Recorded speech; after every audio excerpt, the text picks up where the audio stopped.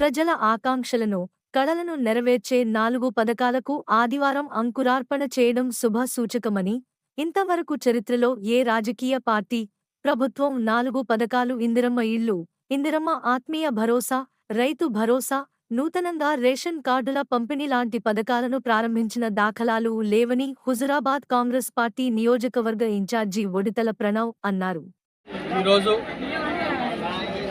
ఏదైతే కాంగ్రెస్ ప్రభుత్వం మన ముఖ్యమంత్రి రేవంత్ రెడ్డి గారు ప్రతిష్టాత్మకంగా 4 పథకాలు, రైతు భరోసా, ఇందిరమ్మ ఆత్మీయ భరోసా, రేషన్ కార్డులు, ఇందిరమ్మ ఇల్లులు ఏదైతే పథకం ప్రారంభోత్సవ కార్యక్రమం రాష్ట్ర వ్యాప్తంగా 612 గ్రామాలకి మొదటి విడతగా ఆ గ్రామాలు ఎంపిక చేసుకొని రాష్ట్ర వ్యాప్తంగా అక్కడ లబ్ధిదారులకు అర్హులు ఉన్నోళ్ళకి వాళ్ళకి పట్టాలు ఇచ్చుడు జరిగింది. ఆయా స్కీమ్లకి ఖచ్చితంగా ఇదొక మైల్ స్టోను.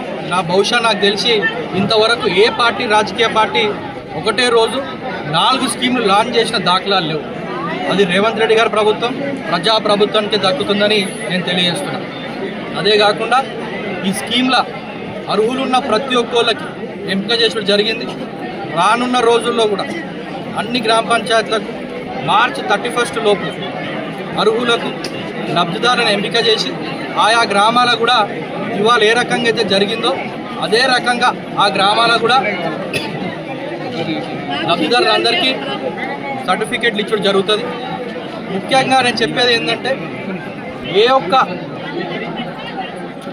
ప్రజలు కానివ్వండి, లేకపోతే ఆ స్కీమ్లకు సంబంధించిన ఎవరైనా కానివ్వండి, పేరు లేకపోతే లిస్టులో మీరు దయచేసి ఇబ్బంది పడకండి, బాధపడకండి, ఆందోళన చెందకండి. ఖచ్చితంగా ప్రభుత్వము అవకాశం ఇచ్చింది మళ్ళీ దరఖాస్తు పెట్టుకోవడానికి. మీరు దరఖాస్తులు తీసుకుంటారు, ఆ దరఖాస్తును పరిశీలించి మీకు మళ్ళా లిస్టులో జతచేర్చి మీకు మళ్ళీ పట్టా సర్టిఫికేట్ ఇచ్చడం జరుగుతుంది. కాబట్టి ఖచ్చితంగా రానున్న రోజుల్లో ఇది నిరంతర ప్రక్రియ. రానున్న రోజుల్లో అనేక స్కీమ్లు ఈ రకంగానే చేసుకుంటా ఈ ప్రజాప్రభుత్వం చేస్తుందని నేను తెలియజేస్తూ, ముఖ్యంగా హుజురాబాద్ నియోజకవర్గం పక్షాన, కాంగ్రెస్ పార్టీ పక్షాన ముఖ్యమంత్రి గౌరవనీయులు రేవంత్ రెడ్డి గారికి, అదేవిధంగా రాష్ట్ర మంత్రివర్గానికి అన్నిటికీ మేము ధన్యవాదాలు, కృతజ్ఞతలు తెలియజేస్తున్నాం.